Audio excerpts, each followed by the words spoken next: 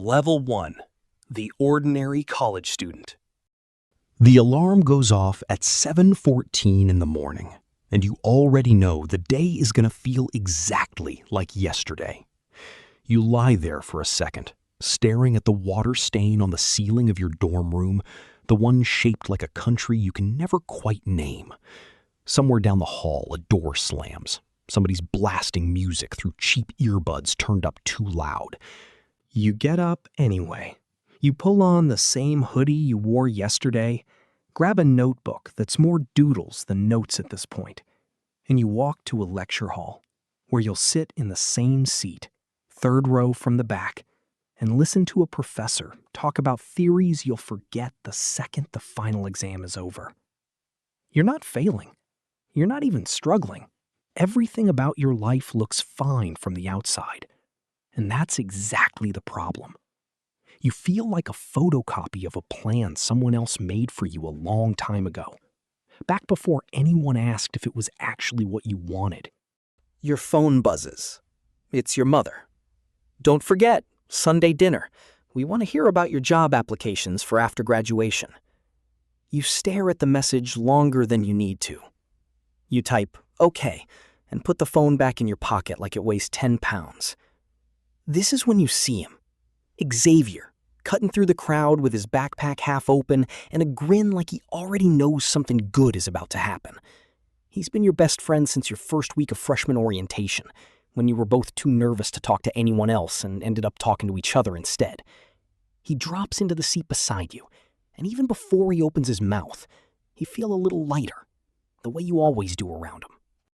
"You look like you got hit by a truck made of homework," he says. "I feel like I got hit by a truck made of my whole life," you mutter back. And he laughs, but then he actually looks at you. Really looks, the way almost nobody else bothers to anymore. "You know, you don't have to do the thing everyone expects, right?" he says quietly, while the professor drones on about supply curves nobody in the room will ever think about again after finals. "You've got something in you, man. I don't know what it is yet, but it's not this." He gestures vaguely at the lecture hall, the syllabus, the fluorescent lights, all of it. You laugh it off, because that's easier than admitting he might be right. But that sentence follows you home that night, and the night after that, and a lot of nights after that. A small, stubborn splinter lodged somewhere behind your ribs. The first crack in a wall you didn't know you'd built around yourself. At Sunday dinner, your father asks about your resume. Your mother asks if you've looked into the internship program at the accounting firm downtown, the one her coworker's son got into. Your two younger siblings talk over each other about school, about friends, about nothing, filling the silence you leave behind because you don't have anything exciting to add.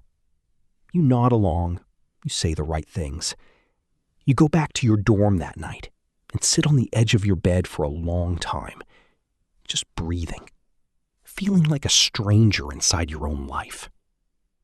You don't know it yet, but this is the last semester you'll spend pretending. Level 2. The Dropout. It happens on an ordinary Tuesday, which is somehow worse than if it had happened during some big dramatic moment. You're sitting in the library at 2 a.m., surrounded by textbooks you haven't opened, 3 tabs open comparing student loan balances, and one spreadsheet that makes your stomach drop every time you look at it. The number at the bottom keeps growing no matter how many hours you work at your part-time campus job. Tuition, housing, fees you didn't know existed until they showed up on a bill. You do the math one more time, hoping it'll be different. And it isn't. You put your head down on the desk, just for a second, and when you lift it back up, your eyes are burning, and your chest feels tight in a way that has nothing to do with caffeine. You think about the last 4 years, the classes you sat through half present, the degree you're chasing that promises a job you've already started to dread, the version of your future that everyone around you has already written, a cubicle, a badge on a lanyard, 30 more years of doing something because it's expected, not because it's yours. you think about Xavier's words. You've got something in you, man. You don't decide to drop out that night. Not officially. But something shifts. Quiet and permanent. Like a door closing somewhere deep inside you. The conversation with your parents happens 2 weeks later at the kitchen table, under the same light fixture that's hung there since you were a kid. Your mother's hands go still on top of the table.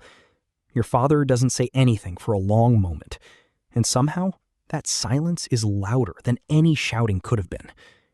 You're throwing away everything we worked for, your father finally says, and it lands like a physical blow, because you know he means it as everything we worked for so you could have a better life. And you can't make him understand that the life he's picturing was never actually yours to want. You become the name people say with a sigh at family gatherings. The cautionary tale. The black sheep. Aunts ask your mother about you in a lowered voice, like you're a diagnosis instead of a person. You stop going to some of those gatherings altogether, because it's easier than sitting there absorbing the disappointment radiating off every relative in the room. The only person who doesn't flinch is Xavier. He shows up at your apartment the week after you officially withdraw, carrying 2 coffees and a look on his face that isn't pity. It's something closer to respect. Everybody's going to have an opinion, he says. You didn't quit. You just stopped doing the wrong thing for the right reasons. You want to believe him. Some nights you do. Other nights, staring at the ceiling of an apartment that suddenly feels too quiet, you're not sure of anything at all. Level 3. The hustle begins. The next year of your life becomes a blur of laptops, late nights, and ideas that die faster than you can build them. You tried dropshipping first, because a video promised it would only take a weekend to set up a store that runs itself.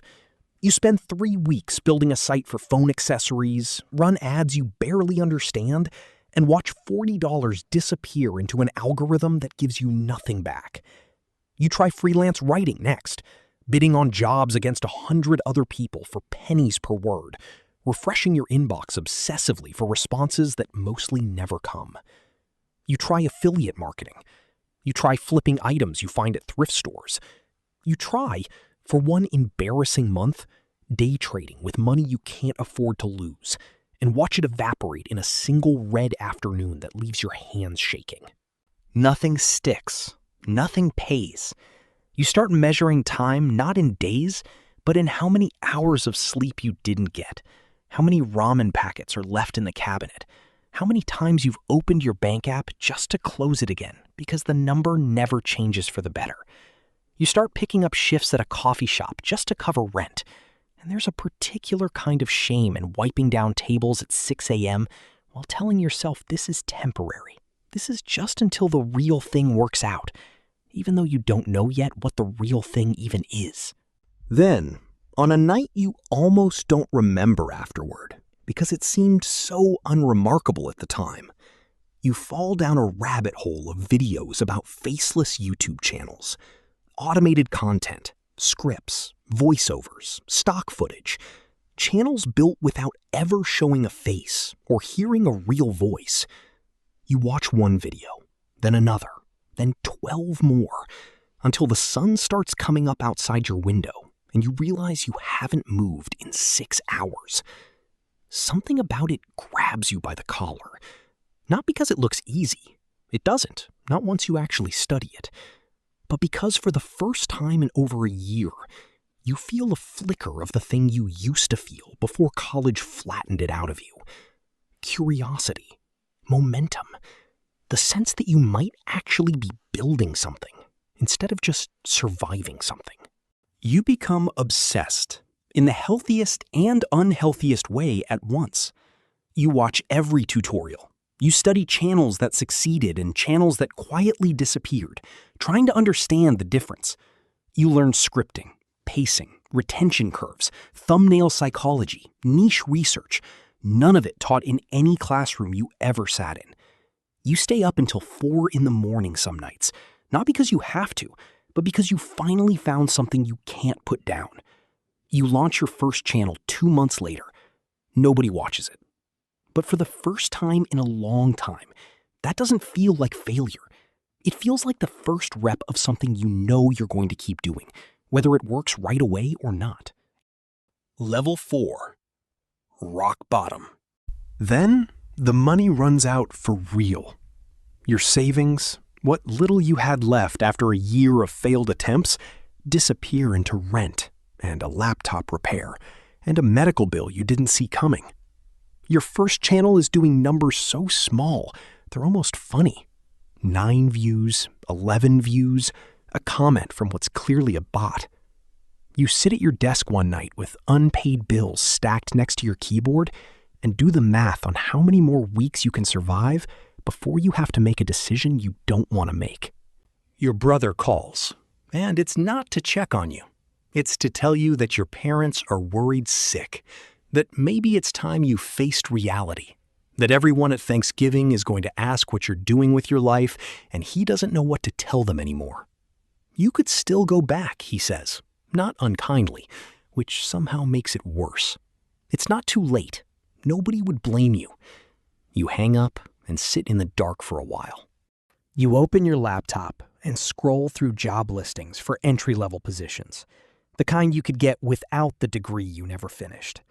And for a moment, a long, heavy moment, you actually consider it. You imagine the relief of a steady paycheck, the relief of your mother not sounding worried on the phone anymore, the relief of not being the family's cautionary tale at every gathering. You get as far as opening an application before you stop, hands hovering over the keyboard, feeling like you're standing at the edge of giving up on the only thing that's ever made you feel alive. That's when Xavier calls, like he somehow knows. "Bro, talk to me," he says. No greeting, because he can hear it in the way you answered. You tell him everything. The bills, the 9 views, the job application sitting open in another tab, taunting you. You tell him you think everyone was right about you. There's a pause on the line, and then he says something you'll remember for the rest of your life. Nobody builds anything worth having without a stretch where it looks like nothing's working. You're not behind. You're just in the part of the story nobody posts about. He doesn't tell you it'll definitely work out. He's not naive, and neither are you anymore. What he tells you is simpler than that. Just don't quit on the night you're most tired. Quit on a clear morning, if you still want to, but not tonight. You close the job application tab. You don't feel triumphant. You just feel like you bought yourself one more day, which turns out to be exactly what you needed. Level 5. The breakthrough. The turn, when it finally comes, is almost anticlimactic. You upload a video on a niche you'd nearly abandoned twice already, expecting the same 12 views as always. You go to bed. When you wake up, the number doesn't make sense at first. You assume it's a glitch, refresh the page twice, and then just sit there on the edge of your bed with your heart pounding, staring at a view count that's climbed into the thousands overnight and is still climbing. You don't celebrate right away. You're too scared it's a fluke.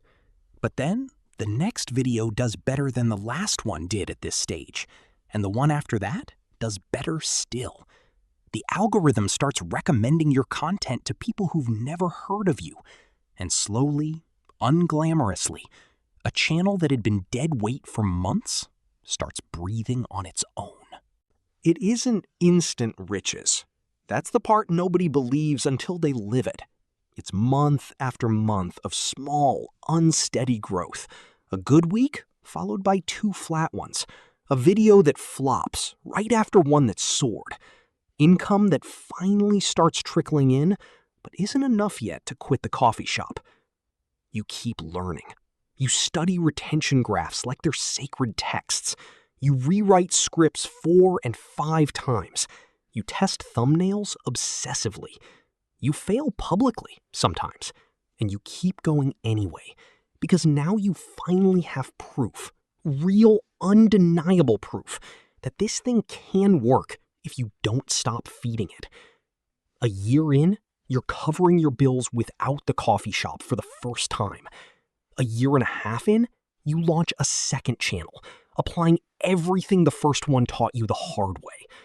It grows faster this time because you're not guessing anymore. You're building on something you actually understand now. You call Xavier the day your monthly income finally, quietly, surpasses what a normal entry-level job would have paid you. You don't even have to explain the number. He just says, "Told ya," and you can hear him grinning through the phone. And for a second, you're both 19 again, sitting in that lecture hall, him telling you that you had something in you before you believed it yourself. Level 6. Building wealth. From there, it stops being about survival and starts being about building. You take the profits you'd normally have pocketed and reinvest them instead. Better equipment, better research tools, and eventually, people. You hire your first editor, a stranger from a freelancing site who turns your rough footage into something polished. And it feels strange handing off a piece of something you built alone for so long.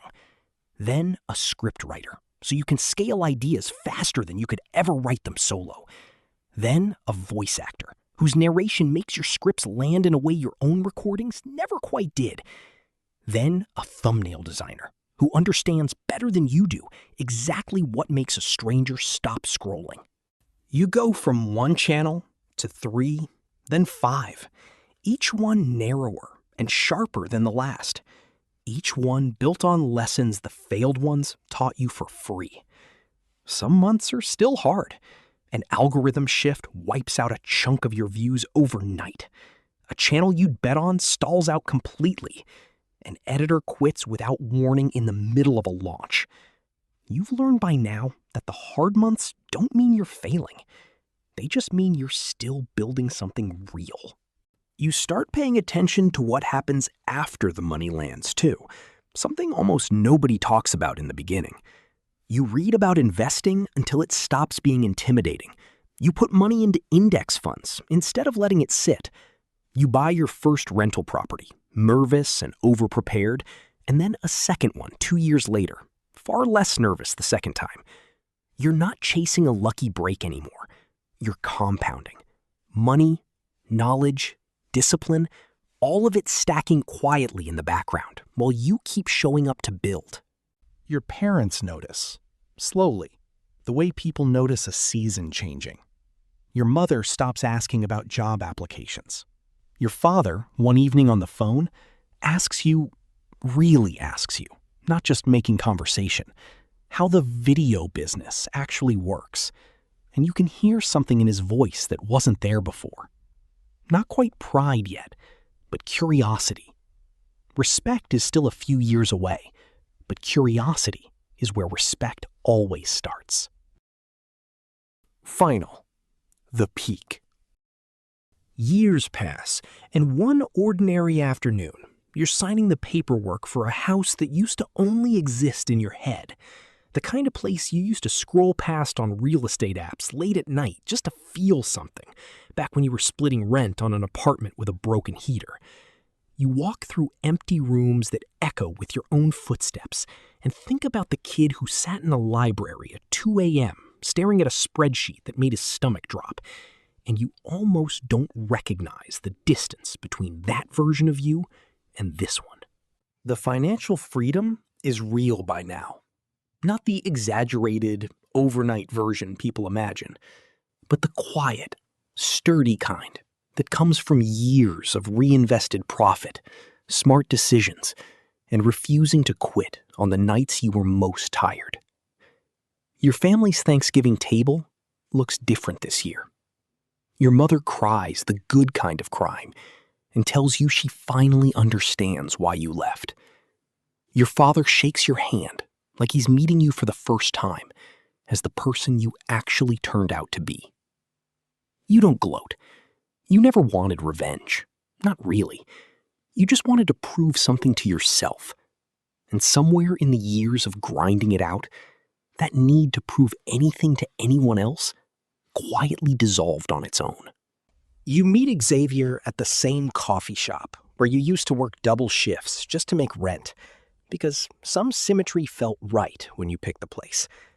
He looks the same, mostly. Same easy grin, same way of leaning back like he's got all the time in the world. You're the only one who never once told me I was making a mistake, you say finally, your voice catching somewhere you didn't expect it to. Xavier shrugs, but his eyes are glassy too. I just saw something in you before you saw it in yourself. That's it. That's the whole secret. You did the rest.